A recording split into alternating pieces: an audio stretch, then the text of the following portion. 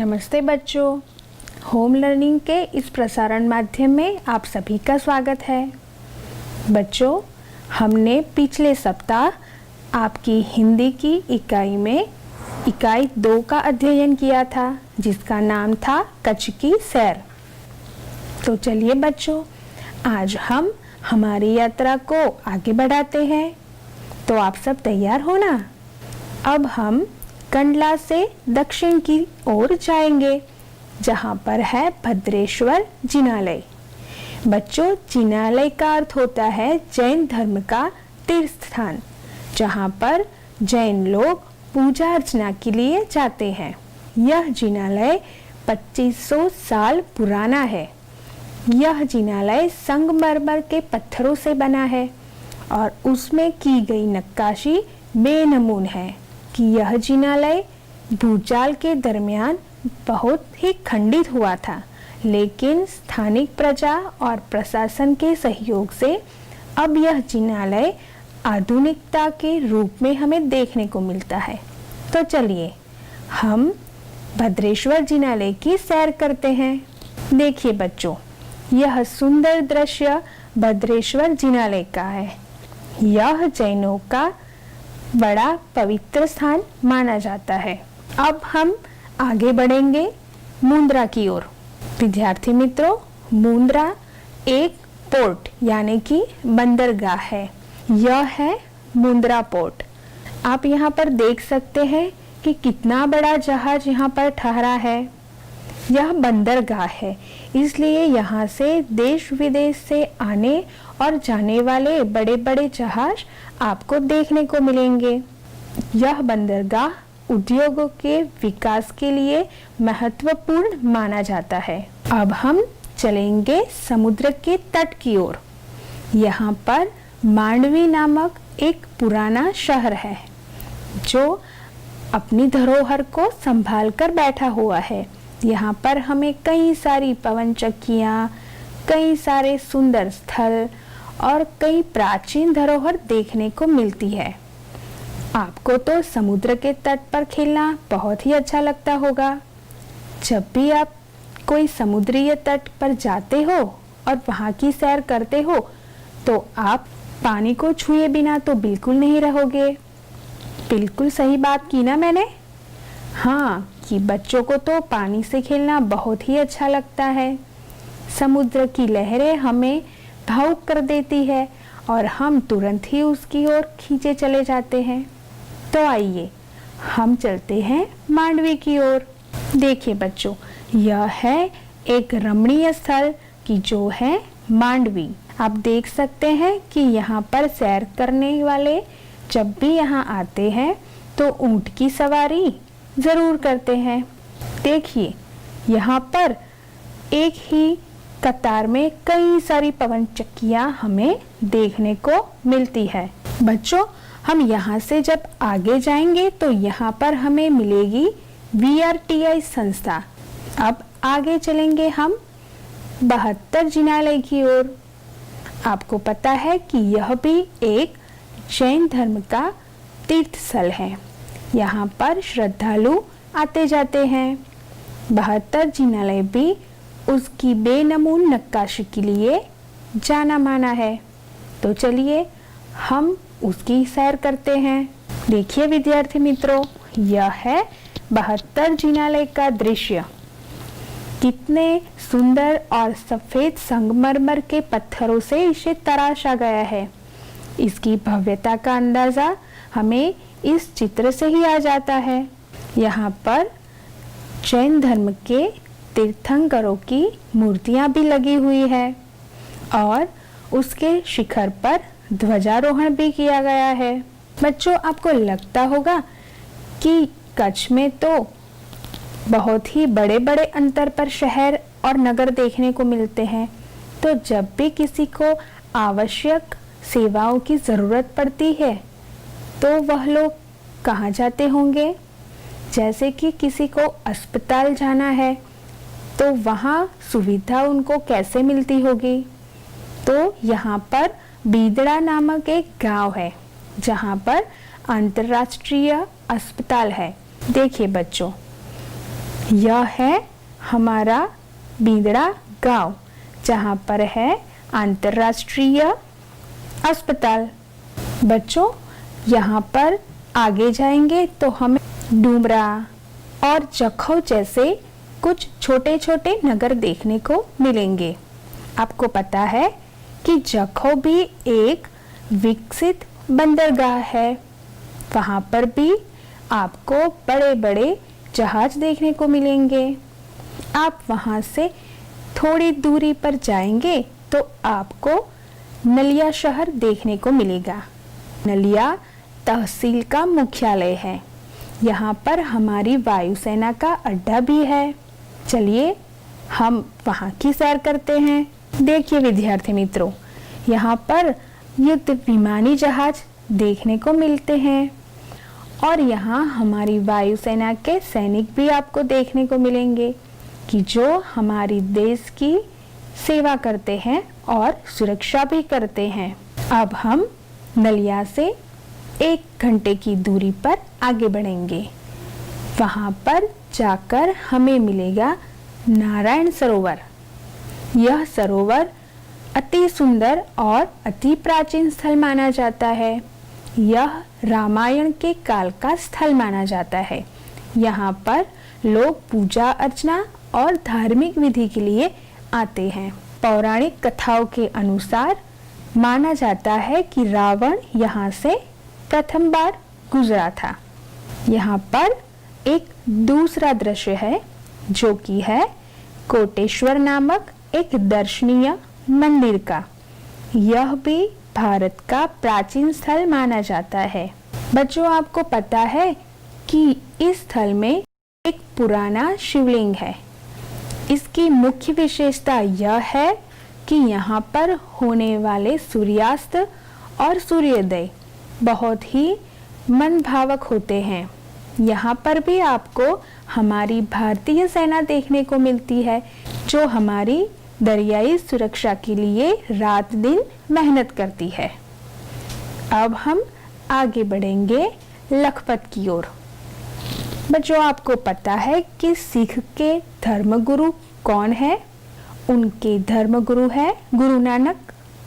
तो गुरु नानक की चरण रज इस स्थल पर यानी कि लखपत में देखने को मिलती है और यह चरण रज गुरुद्वारा में हम देखेंगे।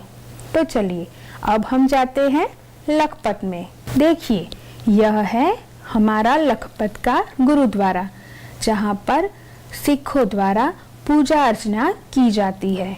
और देखिए, यह है जीर्ण अवस्था में दिख रहा हुआ एक किला कि जो भी लखपत शहर में ही है। विद्यार्थी मित्रों, हमने यह धार्मिक स्थल को और ऐतिहासिक स्थल को देखा है और अब हम आगे बढ़ेंगे पांद्रों की ओर। आपको पता है कि हमारे देश के विकास के लिए खनिज संपत्ति का भी बड़ा ही महत्व है। तो पांद्रों एक बड़ा ही खनिज संपत्ति का केंद्र है। जब भी उद्योगों के कार्य के लिए कोयला आवश्यक होता है तो हमें ज़्यादातर पांद्रों की खानों में से मिलता है। तो यह खनिज संपत्ति के लिए श्रेष्ठ स्थल है। यहाँ पर विद्युत मथक भी है। जब हम सैर करने के लिए जाएंगे तो इस आधुनिक और वैज्ञानिक स्थल को जरूर देखेंगे। अब हम कुछ धार्मिक स्थल की मुलाकात भी करेंगे। तो इससे पहले हम पांद्रों से गुजरेंगे। कोयला यह एक खनिज है जो हमारे उद्योग यानी कि फैक्ट्री उसके लिए काम आता है।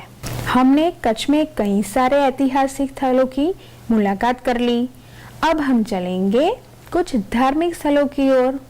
बच्चों को तो सैर में धार्मिक स्थलों में भी जाना बहुत पसंद होता है और आज हमने लखपत की सैर कर ली। अब हम जाएंगे एक दूसरे स्थल पर जिसका नाम है हाजीपीर।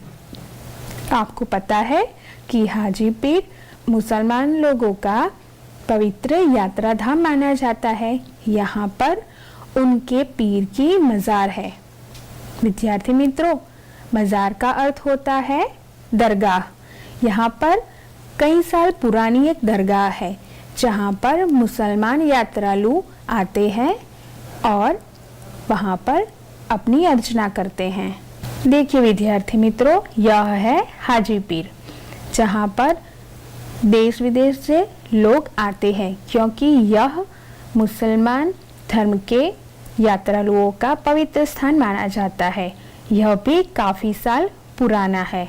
अब हम हमारी सैर को आगे बढ़ाएंगे माता के मढ़ की ओर। हाजी पीर से थोड़े अंतर में जब हम आगे बढ़ते हैं तो हमें हिंदुओं का एक यात्रा धाम देखने को मिलता है। वह भी धार्मिक और प्राचीन स्थल है। माता का मढ़ नवरात्रि के दरमियान देखने लायक बनता है क्योंकि उस समय कई पदयात्रियों का मेला लग जाता है और वहाँ भी प्रार्थना और अर्चना करते हैं। तो अब हम हमारी यात्रा को आगे बढ़ाएंगे। क्या बच्चों, आपको थकान तो नहीं लगी ना? अरे वाह, तो चलिए अब हम आगे बढ़ते हैं। हम यहाँ से जब आगे जाएंगे तो चक्ष, पुरेश्वर और वांढाई जैसे और कई दर्शनीय स्थल है, उसका भी हम भ्रमण करेंगे। और यहाँ से जब हम आगे जाएंगे तो आपके लिए एक सुंदर सा स्थल आपका इंतजार कर रहा होगा। आपको पता है वह कौन सा स्थल है? वह स्थल है नखत्राणा। यह है पक्षियों का मनभावक स्थल क्योंकि यहाँ पर हजारों पक्षी देश और विदेश से आते हैं। तो आपको भी यह दृश्य देखना है, तो चलिए मेरे साथ नखत्राणा। देखिए, यह है नखत्राणा का सरोवर। यह पक्षी सरोवर यहाँ पर आने वाले दूरंदेशी पक्षियों के लिए बहुत ही प्रसिद्ध है। यहाँ पर कई सारे फोटोग्राफर्स भी आते हैं क्योंकि यहाँ पर वर्ष में एक ही बार आने वाले पक्षी देखने को मिलते हैं। जब भी हम कच्छ जाएंगे तो नखत्राणा का प्रवास अवश्य करेंगे। अब हम एक महत्वपूर्ण स्थल की यात्रा करने वाले हैं कि जो है कच्छ का मुख्य केंद्र, वह है भुज। आपने कभी भुज देखा है? यह एक बड़ा नगर है। यहाँ पर सुंदर बागीचे हैं, सुंदर राजाओं के महल है, कई सारे टावर, ऐतिहासिक स्थल है और धार्मिक स्थल भी है। यहाँ पर आपको पूरा कच्छ देखने को मिलेगा, इसीलिए भुज को कच्छ का केंद्र माना जाता है। चलिए अब हम शुरू करते हैं भुज की सैर। आपको भुज की सैर करने में बहुत ही मज़ा आने वाला है। देखिए बच्चों, यह है हमारा आधुनिक भुज। यहाँ पर कई सारी और आधुनिक इमारतें आपको देखने को मिलेगी। यह शहर सुंदर और आधुनिक है। विद्यार्थी मित्रों, आपको पता है कि सन 2001 में भुज में एक बड़ा ही भूचाल आया था और पूरे शहर को ध्वस्त कर दिया था।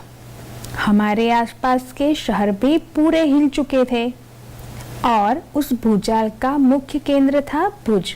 तो आपको पता है वहाँ पर कितना विनाश हुआ होगा।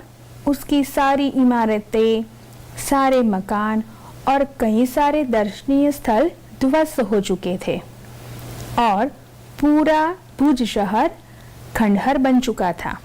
आपको मैं कुछ चित्र दिखाती हूँ जो आपको बताएंगे कि यह भूचाल कितना विनाशक होगा।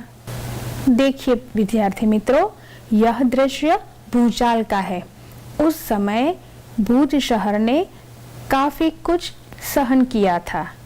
यहाँ पर एक दूसरा दृश्य है जहाँ पर यह विनाशकारी भूचाल कितना भयंकर होगा, इसका दृश्य आप देखेंगे।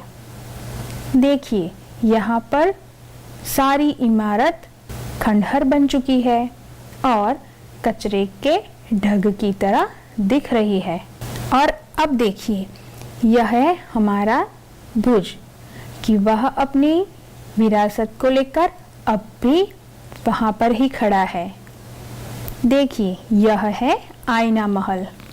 यहाँ पर आईना इस्तेमाल किया गया है उसकी हर चौखट पर।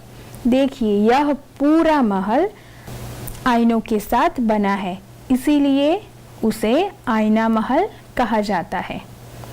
और यह है प्राग महल। देखिए, हमारे राजा यानी कि हमारे पूर्वज कितनी भव्यता से जीते हैं। इस चित्र को देखकर हमें उनकी समृद्धि का और हमारी संस्कृति दोनों का परिचय मिलता है। यह है हमीरसर तालाब। तो यह तालाब भी बड़ा ही रमणीय है। यह है कच्छ का म्यूजियम। म्यूजियम का अर्थ होता है लोक संग्रहालय, कि जहाँ पर राजाओं के पहनावे, उनके खान पान के लिए उपयुक्त किए हुए बर्तन, उनकी तलवारें, उनकी तोप, सभी चीज़ों को संभाल कर रखा गया है। जब भी कच्छ जाएं तो इस म्यूजियम का दर्शन अवश्य करें। यह है हमारा हिल गार्डन।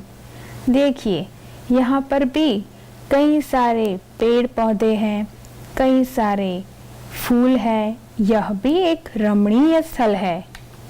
यह है भुज का टावर। यह भी एक प्राचीन और अति रमणीय स्थल है, जो कि एक महल की तरह दिखता है। यहाँ पर विश्वविद्यालय भी है, जहाँ पर कई सारे विद्यार्थी पढ़ते हैं। विद्यार्थी मित्रों, तो आपको कैसी लगी कच्छ की यात्रा? हमने भुज में तो कई सारी चीजें देखी। मजा आया आपको? यहाँ पर तो पूरा कच्छ देखने को मिल गया। सही है ना मेरी बात, कि यहाँ पर तो ऐतिहासिक स्थल भी देखे, धार्मिक स्थल भी देखे, राजाओं के बड़े बड़े महल दिखे और तालाब के साथ सुंदर बगीचा भी देखने को मिला। तो आपको तो भुज बहुत पसंद आया होगा। अब हम चलते हैं आगे। हमारी यात्रा हम आगे बढ़ाते हैं। चलिए, अब हम भुज से उत्तर दिशा की ओर चलते हैं, जहाँ पर खावड़ा नामक एक स्थल है। वहाँ पर काला डूंगर दिखाई देता है। बच्चों, आपको पता है यहाँ पर भी एक धार्मिक स्थल है और खावड़ा यह काले डूंगर के लिए बेहद प्रसिद्ध है। तो चलिए हम देखते हैं कि यह डूंगर कैसा दिखता है। देखिए बच्चों, यह है कच्छ का काला डूंगर। यहाँ पर धार्मिक स्थल भी है और यह स्थल जब हम ऊंचाई से देखेंगे तो हमें पूरे कच्छ की झांकी देखने को मिलती है। आपको पता है, यहाँ से कच्छ का पूरा रेगिस्तान हम देख सकते हैं। यहाँ पर खावड़ा में रणोत्सव का आयोजन भी किया जाता है। आपको पता है कि यहाँ पर जो स्थानिक रहते हैं उनके साथ प्रशासन मिलकर हर साल रणोत्सव का आयोजन करते हैं। रणोत्सव में कई सारे विदेशी यात्री भी आते हैं। वह इतना मनभावन जो है। रणोत्सव में देखने लायक दो मुख्य बाबत है कि वहाँ पर दिन में रेगिस्तान का नज़ारा और चांदनी रात में रेगिस्तान का दूध सा चित्र, वो दोनों ही हमें लुभाते हैं।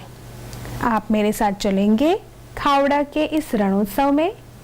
चलिए हम चलते हैं रणोत्सव की सैर करने। देखिए, यह है हमारे कच्छ का सफेद रण। कितना सुंदर दृश्य है यह। आपने देखा कि जहाँ तक हमारी नज़र ठहरती है पूरा सफेद रेगिस्तान हमें नजर आता है। यह नज़ारा कितना रमणीय है। और यह है चांदनी रात में धुला हुआ रेगिस्तान। इसका प्राकृतिक नज़ारा भी अत्यंत दर्शनीय है। यहाँ पर स्थानिक लोगों के द्वारा रणोत्सव में यह नृत्य भी दिखाए जाते हैं। अब हम चलेंगे अंजार की ओर। अंजार में भी कई सारे धार्मिक स्थल हैं, जिसमें मुख्य है जेसल तोरल की समाधि। यहाँ पर भी श्रद्धालु हर साल आते हैं और दर्शन करते हैं। यहाँ पर हमें एक सृजन नाम की संस्था देखने को मिलती है। सृजन नाम की संस्था की जो कच्छ के लोगों की हस्तकला को प्रदर्शित करती है। तो चलिए हम अंजार के इस 2 महत्वपूर्ण स्थलों की मुलाकात करते हैं। देखिए विद्यार्थी मित्रों, यह है जेसल तोरल की समाधि। यह समाधि एक मंदिर में बनाई गई है कि जो प्राचीन मानी जाती है। श्रद्धालु यहाँ पर हर साल दर्शन करने के लिए आते हैं। और यह है हमारी सृजन संस्था। यह भी अंजार में स्थापित है। कच्छ के लोगों के द्वारा बनाए गए हस्तकला के नमूने यहाँ पर हमें देखने को मिलते हैं। यहाँ की प्रजा की हस्तकला बेहद बेनमून मानी जाती है। देखिए यहाँ पर कई सारी औरतें अपने हाथ से बनाए गए वस्त्रों पर कुछ कार्य कर रही है। तो यह भी विदेशों में भेजा जाता है और यह हमारी भारतीय हस्तकला को प्रदर्शित करता है। देखिए यहाँ पर कुछ आभूषण है और उस पर भी हस्तकला का प्रदर्शन दिखाई देता है। तो बच्चों, हमने अंजार तक हमारी यात्रा की। अब हमारी यात्रा पूर्ण होने के छोर पर है। अब हम जाएंगे सूरजबारी। आपको याद है हमने हमारी यात्रा कहाँ से शुरू की थी? बिल्कुल सही, हमारी यात्रा शुरू हुई थी सामख्याली से, कि जो कच्छ का प्रवेश द्वार माना जाता है। और अब हमारी यात्रा एक अंतिम स्थल पर है जिसका नाम है सूरजबारी। यह स्थल कच्छ का अंतिम छोर यानी कि अंतिम स्थल माना जाता है। इस स्थल पर हमारे कच्छ की यात्रा पूर्ण होती है। तो आपने हमारे भव्य कच्छ को देखा और उसको महसूस भी किया होगा। तो विद्यार्थी मित्रों, आपने इस सैर को बड़े ही आनंद से पूर्ण किया है। आप मानते हो ना कि कच्छ नहीं देखा तो कुछ नहीं देखा। देखिए यहाँ पर सूर्यास्त भी हो रहा है और एक और हमारी यात्रा भी पूर्ण हो रही है। तो बच्चों, अब हम इस इकाई का स्वाध्याय करेंगे और देखेंगे कि आपको इस इकाई में से क्या क्या याद रहा है। चलिए, यहाँ पर पहला प्रश्न है, कौन से स्थल को कच्छ का प्रवेश द्वार कहा जाता है? तो उसका उत्तर है सामख्याली को कच्छ का प्रवेश द्वार माना जाता है। धौलावीरा की प्राचीन संस्कृति कितनी पुरानी है? तो उसका उत्तर है धौलावीरा की प्राचीन संस्कृति 5000 साल पुरानी है। यहाँ है तीसरा प्रश्न, वायुसेना का अड्डा कच्छ में किस स्थल पर है? उसका उत्तर है वायुसेना का अड्डा कच्छ में नलिया स्थल पर है। यहाँ पर है चौथा प्रश्न, भुज के मुख्य आकर्षण कौन कौन से हैं? तो भुज के मुख्य आकर्षण है आईना महल, प्राग महल, हिल गार्डन, हमीरसर तालाब, विश्वविद्यालय और लोक संग्रहालय। यहाँ पर पांचवा सवाल है, हस्तकला को प्रोत्साहित करने के लिए कौन सी संस्था कार्यरत है? तो उसका उत्तर है हस्तकला को प्रोत्साहित करने के लिए सृजन संस्था कार्यरत है। बच्चों, अब हम आगे की प्रवृत्ति करेंगे। दिए गए शब्दों को शब्दकोश के क्रम में लिखिए। यहाँ पर हमें कुछ शब्द दिए गए हैं। हम पहले इन शब्दों को पढ़ेंगे। यहाँ पर अभ्यास, विनय, संध्या, प्रगति, अभिवादन, महकना, संग्राम, शायर, हमदर्द और चिराग, यह शब्द दिए गए हैं। हमें इनको सही तरह से शब्दकोश के क्रम में लिखना है। तो यहाँ पर पहला शब्द है अभिवादन, दूसरा शब्द है अभ्यास। उसके बाद क्रम में होगा चिराग, प्रगति, महकना, विनय, संग्राम, संध्या, शायर और हमदर्द। यह है हमारे सही उत्तर। आप आपकी हिंदी की कॉपी में इसे सुंदर हस्ताक्षर में जरूर लिखिए। आगे स्वाध्याय में देखेंगे। यहाँ पर है दिए गए विशेषणों का वाक्य में प्रयोग कीजिए। देखिए यहाँ पर एक शब्द है दयावान, यह विशेषण है। तो हम इसका वाक्य कैसे बनाएंगे कि भगवान बुद्ध बड़े ही दयावान थे। मूल्यवान, हमने हमारी पाठ्य पुस्तक से कई मूल्यवान विचार देखे हैं। कृपालु, महावीर स्वामी बड़े ही कृपालु थे। थोड़ा सा, मुझे थोड़ा सा पानी चाहिए। अच्छा, मोहन अच्छा लड़का है। सुंदर, यह फूल कितना सुंदर है। प्रिय, महात्मा गांधी उनके शिक्षकों के प्रिय विद्यार्थी थे। तो यहाँ पर हम हमारे मन में कच्छ की कई सारी अविस्मरणीय यात्रा और यादें लेकर जाएंगे। तो क्या आपको मेरे साथ कच्छ की सैर करने का मजा आया? अरे वाह, आपको तो बहुत मजा आया। तो आप इस इकाई को ध्यान से पढ़िए और इस इकाई का अध्ययन कीजिए। और जब भी कच्छ जाए तो हमने जो जगह को देखा, जिन स्थलों का परिचय किया, आप भी वहां जाए और उनका दर्शन करें।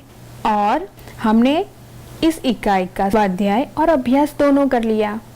यहाँ पर आपके सामने एक अनुवाद करने वाला भी प्रश्न है और दूसरा प्रश्न है कि अपूर्ण कहानी को आपको आगे बढ़ाना है। तो इन दोनों प्रश्नों के उत्तर आप अपने आप लिखेंगे और आपकी हिंदी की कॉपी में सुंदर अक्षरों से इसे लिखेंगे और अपने माता पिता को जरूर दिखाएंगे। तो आशा करती हूँ कि आपको कच्छ की सैर करने में आनंद आया होगा। धन्यवाद। देखते हैं आज का प्रश्न। जेसल तोरल की समाधि कच्छ में कहाँ पर है? पहला विकल्प है भुज, दूसरा विकल्प है अंजार, तीसरा विकल्प है मांडवी और चौथा विकल्प है लखपत। तो आप इस प्रश्न का उत्तर जरूर भेजिए।